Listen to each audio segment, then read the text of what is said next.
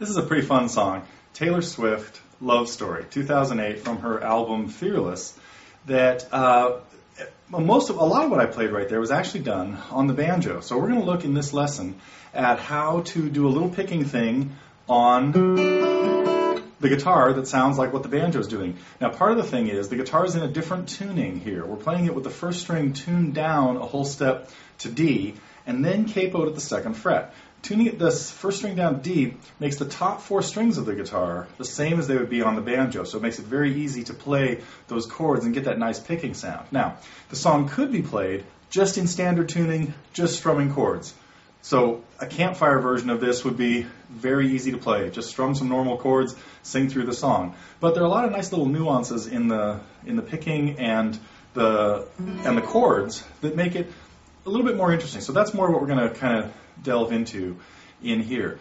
There are some unusual chords. They're easy to play, but we are going to try some unusual things. There's a spot where we can play the F chord with using our thumb wrapped around the bass to get a lower bass note that we couldn't get otherwise. So in the next segment, we'll take a look at the left hand, what we're going to do with the chords, and after that, we'll take a look at the right hand and get into all the stuff you need to do to be able to play Love Story. I want to talk here a little bit about the chords in the song, but also what this alternate tuning does to the chords and just the overall feel of the song. So for Love Story, what we're doing is tuning the first string down a whole step to D, rather than being an E. And I'm going to be doing the rest of the lesson uncapoed, even though the recording is done capoed at the second fret. Live performances I've heard have it sometimes at the first.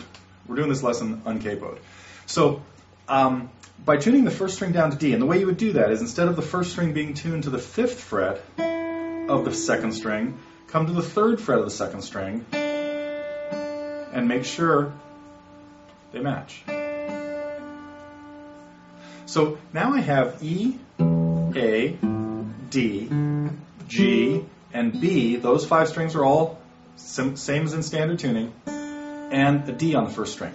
Now what that's going to mean as far as the names of the chords go, we're actually not fingering many, if any, of the chords any differently than we would if we were in standard tuning, except that for every chord that does have a finger usually on the first string, we're just leaving the first string open. Standard fingering for a C chord, except it, of course, has different names we talked about in the theory segment. But we're playing our C most of the time with just all three fingers in the normal places. First finger on C, second finger on E, third finger on the low C on the fifth string in the bass. At the very beginning of the song, though, we have a C with E in the bass. And that's going to be part of, as we talked about in the right hand, the part where we're picking a four-string pattern as opposed to the six-string pattern. So in the very beginning of the song, we can play the C with E in the bass. We only need this much because that's all that would be happening.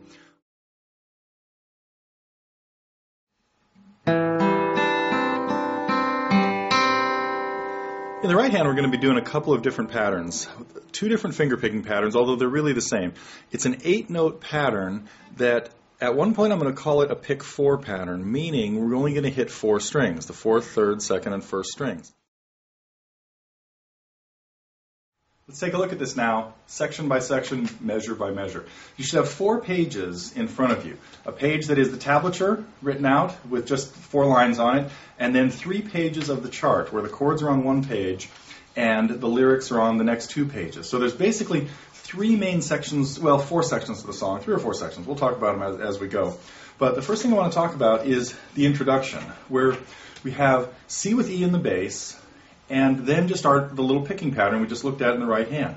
The tablature has this exactly. So if you look at the tab, either as the guitar profile or the PDF that you've printed up, we have, again, and I'm doing this uncapoed. Don't forget, the whole lesson we're doing without a capo. If you want to play along with the record, the album, the CD, the MP3, put a capo at the 2nd fret. And same thing done twice on each chord. So there's my C with E in the bass, 2 fingers. All I have to do for the G sus4 with D in the bass is take my 2nd finger off, and the exact same picking pattern. I go to A minor with E in the bass, which really just means hitting the 4th string again. So this is all the pick 4 pattern. And I move to the little F.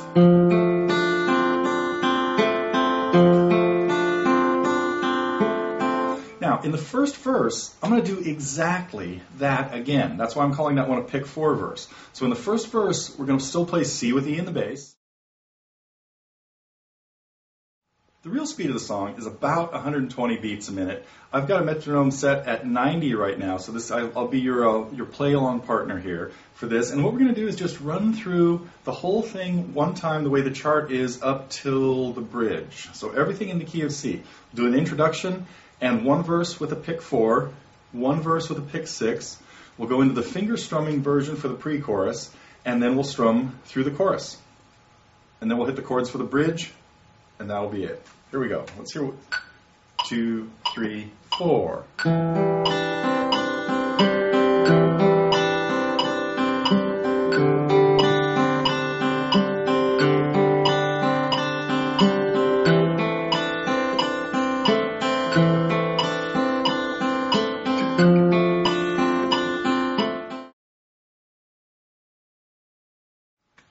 A couple last thoughts on this. I'm back in standard tuning right now, and this song would sound fine if you just strum the chords. You can play the F as a full bar. To A minor. To G, let's say I'm in the 2nd verse. I'd be in the chorus now.